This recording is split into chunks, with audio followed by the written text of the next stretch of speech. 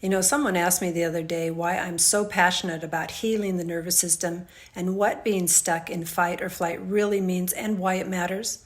Because, 11 years ago, not knowing literally almost killed me.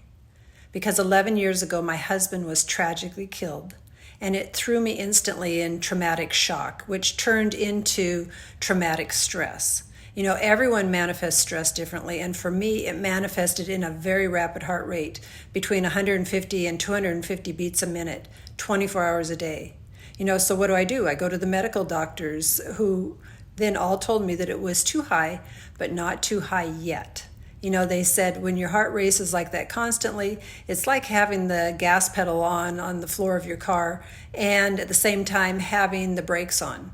And you can't continue to rev an engine that fast without eventually it breaking down, shutting down, and breaking altogether. They told me to come back when I had a stroke or went into AFib, believe that or not, because I would, and then they could help me. Because they said you can't sustain a heart rate like that without something bad happening eventually.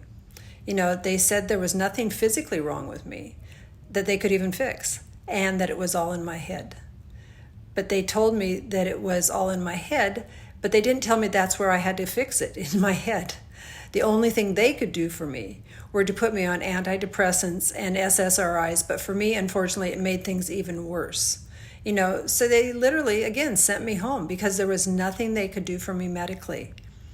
At that point, I was really in total despair because I was looking for help everywhere and anywhere I could. And the only thing that helped at the time was slowing down my breath with breathing techniques. So I spent all my waking hours just trying to calm down my nervous system, waiting for something bad to happen because I knew it would.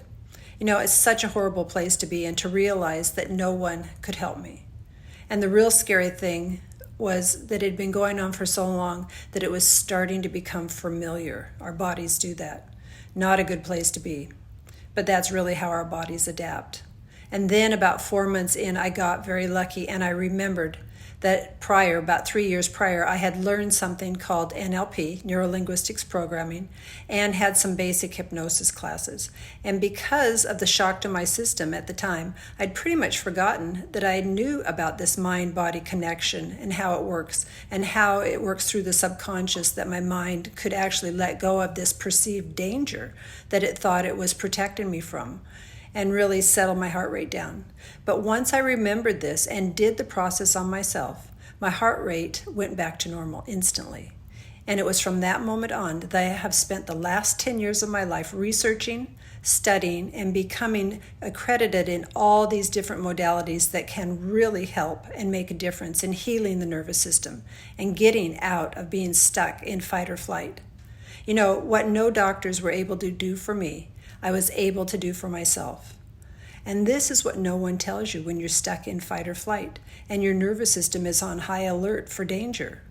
Yes, the problem is in your head. It is in your mind, which means that you have to go back into the mind to fix it, to give it that all clear signal that the danger is over.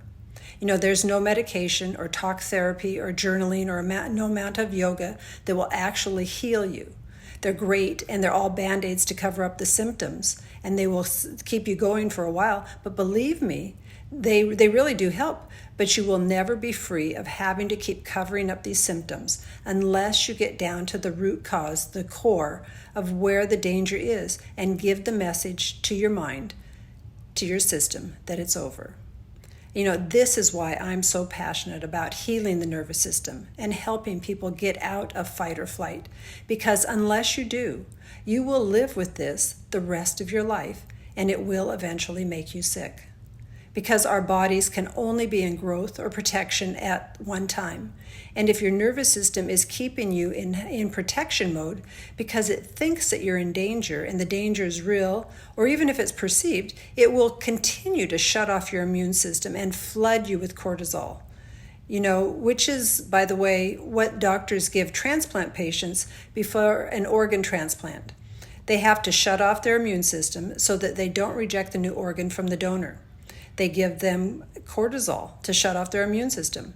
It's the same thing that we're doing to ourselves when we're living in chronic stress and we're in fight or flight mode. We're flooding our own system with the hormone cortisol. So if this is you, please know that there is help and there is hope, and you don't have to continue to live like this.